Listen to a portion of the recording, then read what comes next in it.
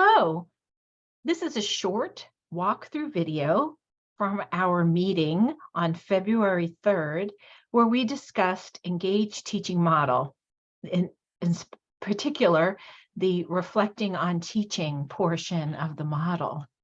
So we began by talking about the different sessions we've had in the course of this academic year and where we were for this particular meeting, which was on reflections on teaching. Also, we discussed how there are 2 more meetings coming up, and I shared at the bottom of the slide, and I'll also put in the PDF slide attachment, a link to where you can access previous videos, so if you'd like to catch up or connect with any session you may have missed in the past. So then we jumped right into the agenda, and again, we kept our discussion to the knowing what, knowing why, and knowing how portion of the agenda. So began with a discussion about reflections on teaching, what that is, why one might engage in reflection. So we shared some research, and then how active reflection is brain compatible for our own learning and for our students' learning. And of course, we began by looking at our founders of this model, Elizabeth Barkley and Claire Howell Major, and what they say about reflective practice. They say engaged instructors use reflective practice to seek out the best methods for teaching so they can become more effective in their instructional roles and responsibilities. And we recognized that we all have engaged in reflection of some kind, and that in particular at Chat State, there's a reflection piece as part of our faculty portfolios every year. So we're already engaging in reflective practice. So I started out with a story of when I first started teaching here in East Tennessee, having moved from New York and the Boston area. And I talked about one of the first reflections I had upon teaching here. And we discussed lining up for the water fountain and how I taught elementary school when I first moved here. And something like this, one student collapsing into another student in line from the water fountain, was something we had to watch out for, because it's sort of like a domino effect of somebody getting their teeth knocked out at the water fountain. And I found myself in a situation, not this particular one, but one such as this, where one of the students was looking off into the cafeteria at the time and plowed right into the person in front of them, and they all started to fall over. And I immediately went to help to make sure everyone was okay. No one got their teeth knocked out. But one of the teachers said to me, "Well, bless their heart." And I thought that the person that kept on walking and that kind of generated this domino effects of kids falling over had a heart issue. And so immediately in that moment, I was like, oh my goodness, is this child going to be okay? Or were they having an incident with their heart? And that's why they kind of stumbled forward. And so in reflecting on that in the moment, I asked a colleague what she meant by that, what was going on with this student's heart. And she laughed. And then I figured out that it was what I would have termed, where I grew up in New York and the Boston area, saying, oh, they're a hot mess. That child wasn't paying attention, or there's nothing actually wrong with their heart. So that was sort of the beginning of what I remember to be a reflective story of me becoming accustomed to this new area that I was living in and the language. So I started to keep a little notebook. My principal at the time carried around a little notebook in their pocket and jotted down notes and things that he observed or that he wanted to remember to do. So I adopted that practice from him. And this was one of my first entries. Bless their heart. Oh, there's nothing actually wrong with their heart. It's just like saying, oh, they're a mess. They're a hot mess. And then another phrase, this was the most difficult for me, was the phrase, I don't care to. The first time a colleague said that to me, I felt awful. I had asked them to do something and they didn't care to do it. They were not going to do it, was that how I interpreted it. And they really meant was, oh, I don't care. I'll do it for you. I'll do it. So, and then there were others. Put it in the floor. Remember, I was in an elementary school. So when, there's a lot of sitting on the carpet and carpet time. And they said, when they would say, put your fanny in the floor, I was expecting it to be some gateway in the floor for which the child fell into or the Legos fell into, but really they were just saying, put it on the floor. The other was put it up. So that didn't mean put things up in the air. It just meant put it away. So like I said, I carried a little notebook in the late 90s, like my principal did. And in the notebook, I took note of reflections. Then I was a fairly new teacher to the school. So the other thing I did, again, late 90s, was I had a tape recorder and I would put it in different places around the room so that I could record my discussions to hear students' reactions and to make adaptations and changes based on what I was learning. I had a long drive at the time, about 45 minutes each way, and I had a cassette tape in my car. That's how long ago it was, and I would listen to it on the way back. But of course, now things look a little bit different when we're teaching. We have opportunity to record just like this in some of our virtual meetings, but that's just one way, one tool for helping with reflection, or a couple of tools.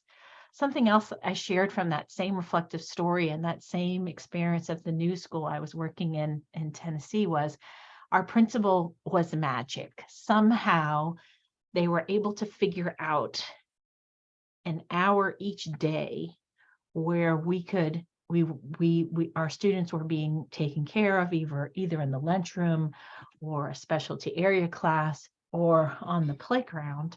So that at one hour a week, where we could meet together as faculty on our grade level and discuss things. So we had collaborative reflection with each other. So that when in discussing this today, we also each shared some of our own experiences in our meeting with reflection.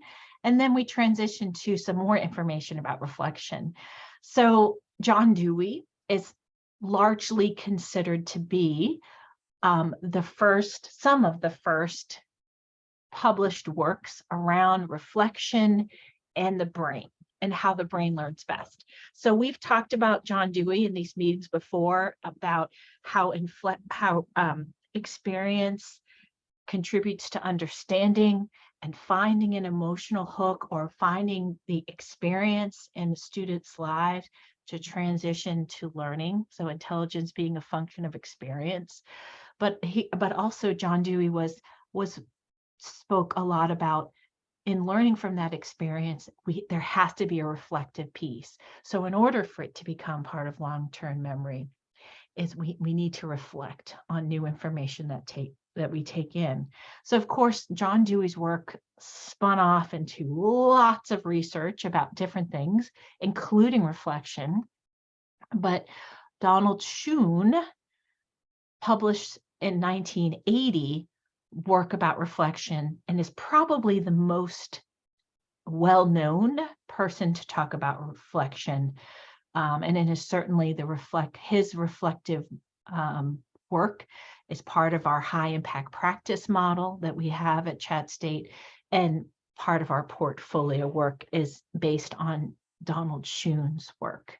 So we talked a bit about this book, this sort of breakthrough book that was written in 1983, The Reflective Practitioner, that really helped reflection become very well known. Although, like I mentioned, really began with John Dewey, and there were many others. So we jumped right into talking about Schoon's model of reflective practice and how there's really two main pieces: reflection in action as it's happening and reflection on action afterwards. So the reflection in action piece is saying that we reflect on things as it happens. As things occur, we reflect on it. We consider the situation, we decide how to act in the moment, and we act immediately. When I saw that student falling into another student, my immediate reaction at the water fountain was, let me go and help so no one knocks their teeth out at the water fountain. But then afterwards, I reflected on that. that term, well, bless their heart, was confusing to me. And I asked about it. So I reconsidered the situation and thought about the needs of what that might mean. And we talked in our group about some reflection on action that was contributed was, well, if we get our end of course evaluations, we're reflecting on teaching that's already been done and what we want to change and do. So we had a really nice discussion about Schoon's model and our time together, and these two aspects of reflecting in action and reflecting on action.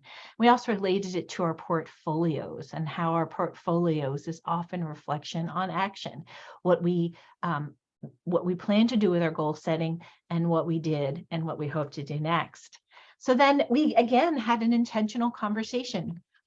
How do you reflect on your teaching? And we discussed in the group, using these pictures as kind of discussion points, the different ways of reflecting. So sometimes we might reflect with a colleague, and it's sort of a planned meeting. We're going to sit down with someone or sit down with a student, like the picture on the left, and say, actively plan and participate in discussion about a certain activity, assignment, and then, or it might be somewhat informal. We thought the picture of the two people, what looked like in a library setting, might be an informal conversation where they may be reflecting on things that have happened with their students. We were making some guesses around the pictures. Then there's a picture of a person writing, looks like all by themselves. So we thought, okay, that's maybe some reflection, personal reflection on their own. And then there's a picture all the way on the right. So we thought might be a small group reflection. Looks like someone is talking. There's someone sitting behind them. There may be others around them. And then we related that to our own lives. And each of us in the group today shared the ways in which they like to reflect. And for many of us, it was multifaceted. You know, we do some reflecting on our own. We do some reflecting with others.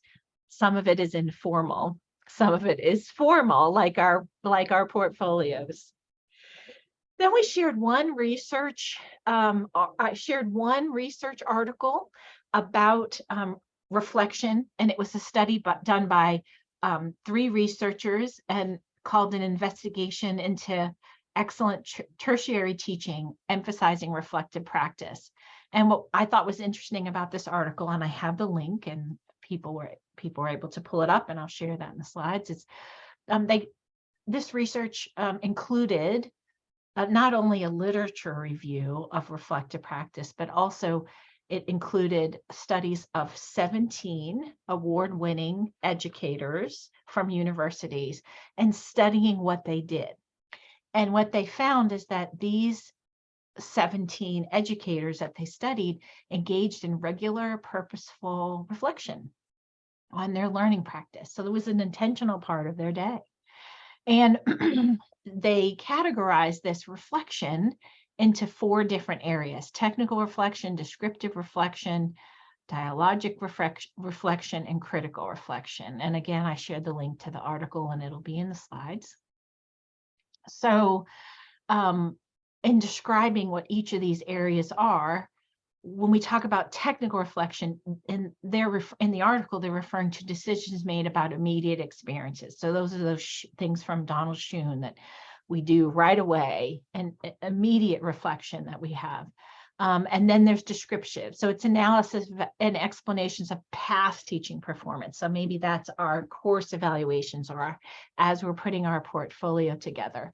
Then there's dialogic reflection, and that's the consideration of alternative methods for future teaching. So as we're sitting there making our portfolio, thinking about what we want to do next, our next set of goals, that's that dialogic reflection. And then lastly, critical reflection. And that's when the consideration of the effects of your actions on others and the social political idea in the classroom.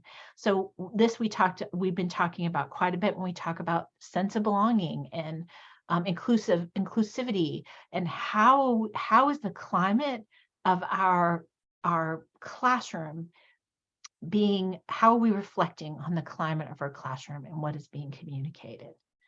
And we had a great discussion around those. And then we ended off by taking a look at this reflection toolkit from the University of Edinburgh, and the link is in the chat. And we explored the site. I shared my screen and we looked at the website, which has a variety of different reflective teaching models, several different types, including ones from other researchers like Gibbs. There's one that's about reflective R's, the 5 reflective R's, which is a part of the engaged teaching model. And I invite you to check out the link and do some exploring as we did in the group. And then we ended up, and I shared one way that we can explore that I have that translates well to what I've done in the classroom is sometimes what I call a self-smart time. So we're talking about interpersonal and intrapersonal. So self-smart on your own, exploring the website. This is just an example. You could look around the website on your own, right? So that's individual reflection. And then there's a people smart time where you would talk about what it is that you discovered. So we talked about this as something that can be done with students that gets at 2 different types of reflecting and more, what you want to apply. And then we ended off looking at our map again, and we did a little reflecting on the spot. We talked about how this engaged teaching model has been a long-term, low-intensity professional development, where we've just been looking at snippets of each of the components of the engaged teaching model, but next academic year, we want to delve deeper. So we asked people on the call, what is it that you want to learn more about? And what areas would you like to delve deeper into next year? So assessment and grading came up. Promoting equity and inclusion came up as part of our climate piece. Engaging lecturing and facilitating discussions came up as part of our methods section. So, and that's where we ended off. And I hope you can join us next week on February 10th. We'll be talking about assessment and evaluating teaching. Thank you.